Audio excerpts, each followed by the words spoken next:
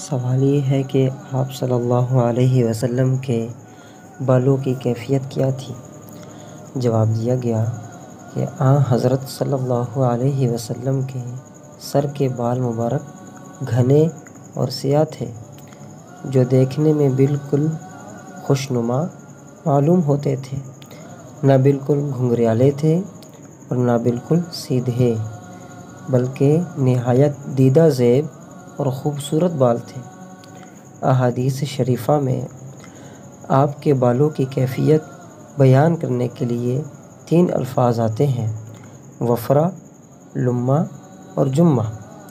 وفرہ کہتے ہیں وہ بال جو کان کی لو تک ہو، لمہ کہتے ہیں وہ بال جو کان کی لو سے نیچے تک ہو، اور جمہ کہتے ہیں وہ بال جو مونڈھوں تک ہو، یعنی کندھوں تک ہو۔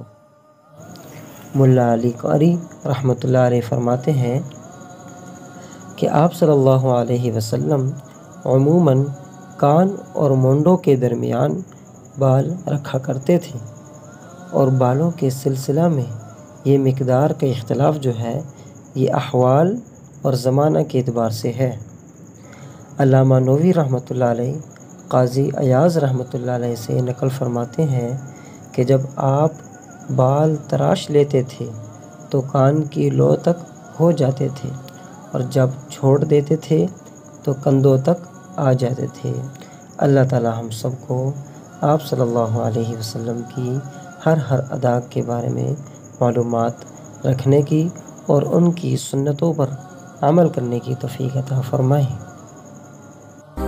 رقينا يا شوقا ولتعب